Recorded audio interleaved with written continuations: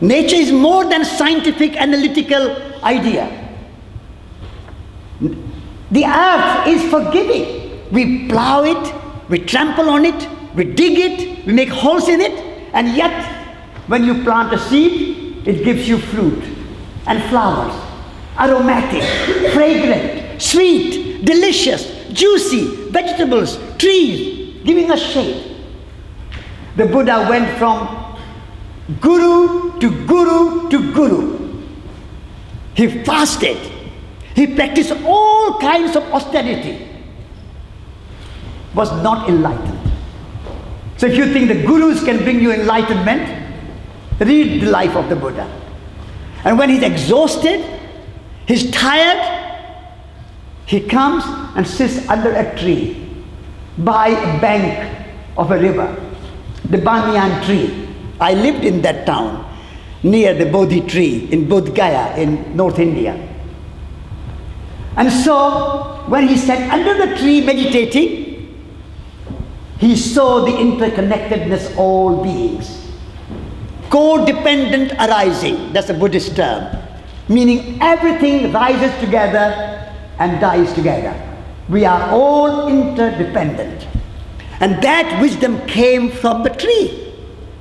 My mother used to say, and I've said that in my Earth Pilgrim documentary for the BBC, I was sitting under a tree and I was remembering my mother saying that how and why did the Buddha get enlightenment? Because he was sitting under a tree. And my mother would joke and say, why don't we get enlightenment these days? Because we don't sit under a tree. That was my mother's wisdom. So for me, and I would like to urge you that if we want to respect nature, if we want to conserve nature, nature has to be more than an object of interest, and more than an object of analysis, more than a scientific research. That is all fine, that has a place. I'm not against scientific research, I'm not against conservation, I'm very much for it. But I want you to go a step further. As Thomas Berry, a great American theologian, late theologian, Thomas Berry said, the earth and nature are not a collection of objects. It's a communion of subjects. What a beautiful theological statement from a Christian theologian. So the earth is not a collection of objects. Nature is not a collection of objects. It's a communion of subjects. And we are all related. We are all connected. That is the spiritual, religious, Buddhist, Jain, Christian, all religious traditions have come to believe this. And therefore we have to develop a love of nature. This is why I say, if you travel in the landscape of love, you are a pilgrim. We have to develop a love of nature, respect for nature, reverence for nature. And instead of being wedded to capitalism, socialism, communism, individualism, all these isms, I urge you to make all isms wasms. But if you want to have love for ism, then I can make one exception, and that I would call naturalism.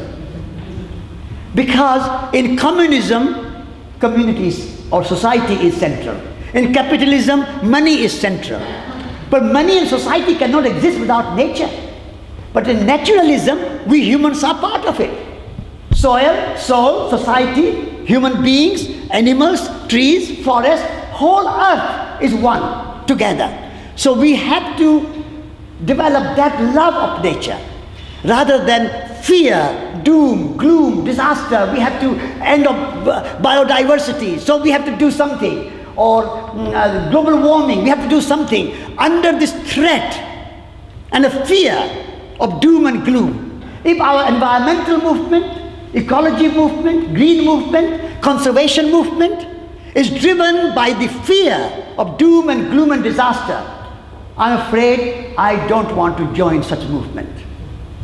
I want to join a movement of conservation and green and ecology movement, an environment movement which is driven by the love of nature. And if we have love of nature, love of our rivers, love of our forest, love of our soil, we will not destroy it. We will not pollute it. We will not cut down the rainforest. When you have arrogance of humanism, say we are humans, we can control nature, we can do what we like. So we are at war against nature. And the way we are treating our animals in factory farms, the way we are putting our pigs and cows in cages and chickens, and the way we are cutting down our rainforest, and the way we are fishing and overfishing the oceans and polluting the rivers, it's all war against nature. And we think that we are very civilized and we are very educated and we have degrees from Oxford and Cambridge and LSE and Harvard and Yale and whatnot. We are not civilized if we are so self-centered. I call it a collective human ego to say we are so special that rainforest can be cut down for us. We are so special, our economy comes first.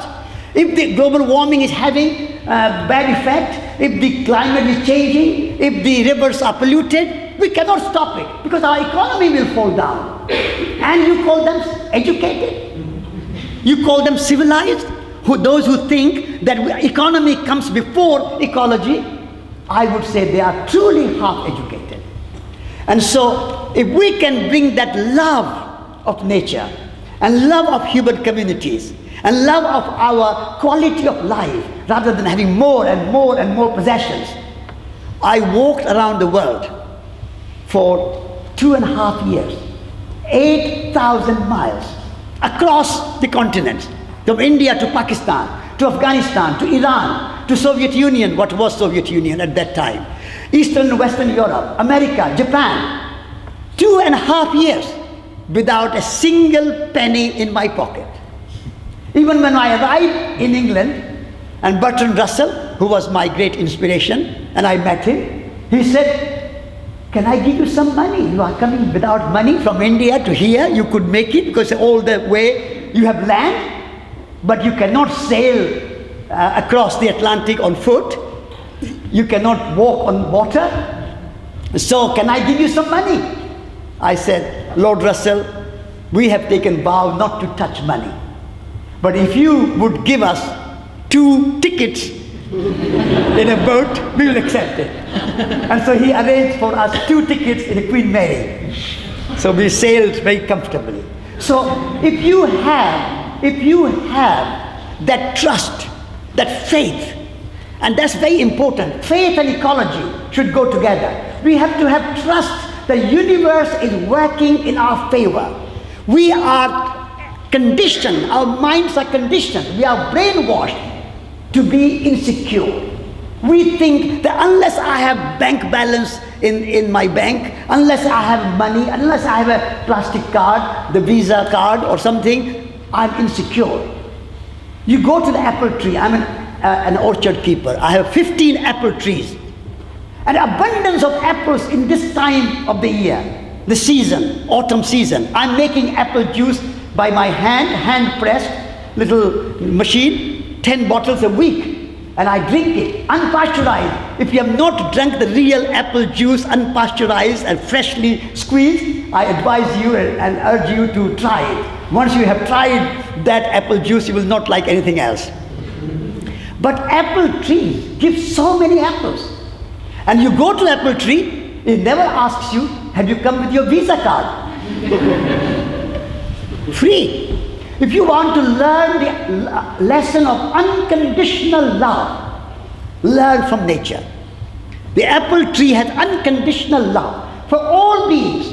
It never discriminates against anyone. Rich or poor, you have apples. Black or white, you have apples. You are educated or uneducated, have apples.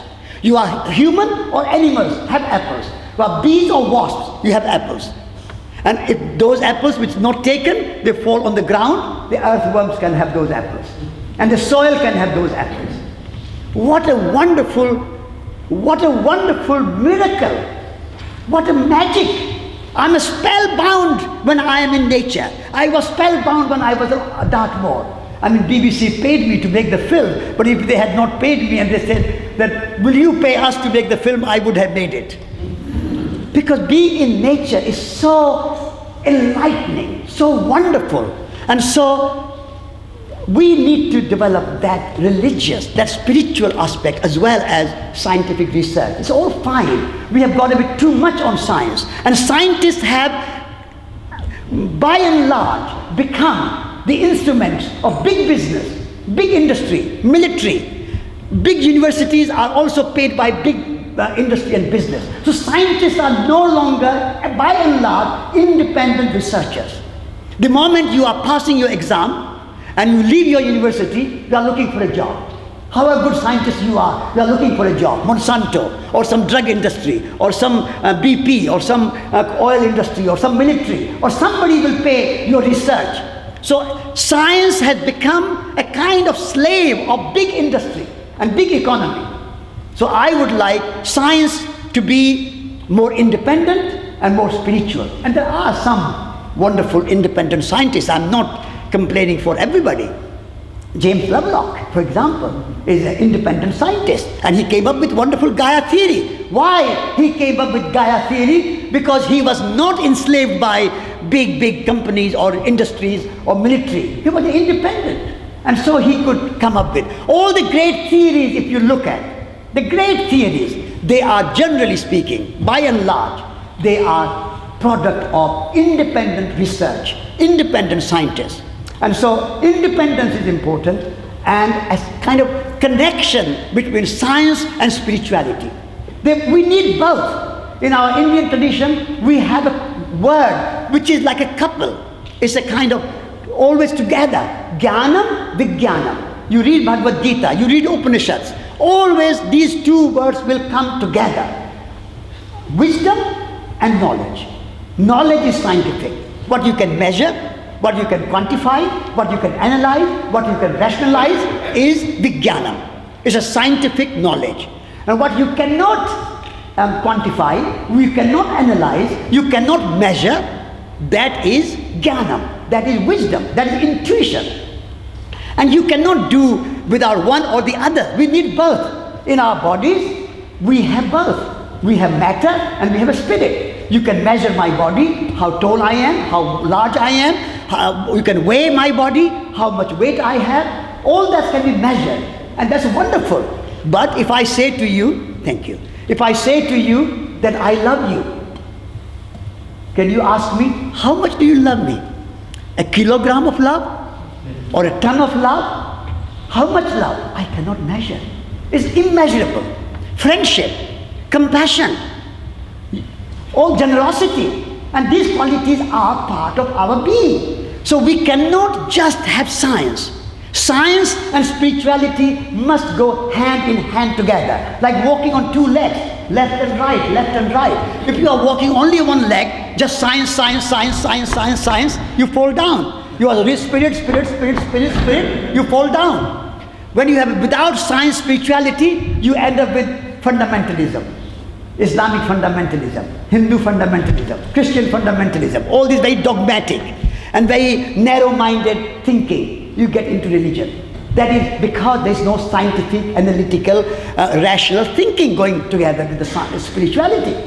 In the same way, when you have no spirituality in science, then what happens? You get scientists working for nuclear weapons, or working for genetic engineering, or working for some military hardware, or working for some subjugating and exploitative instruments for nature. So you destroy nature. So without spiritual, moral, ethical values, without love and compassion, science is not enough. And I'm sure I'm saying this because many of you are scientists, and therefore I would like to urge you, coming from Eastern background and from Indian background, I would like to urge you that Jnanam, Vijnanam, intuition and scientific knowledge, wisdom and scientific knowledge, they must go together. If we can bring that, then ecology and economy, science and spirituality, it's a non-dualistic worldview, not separational, then human and nature, one, together, not separate boxes and compartments.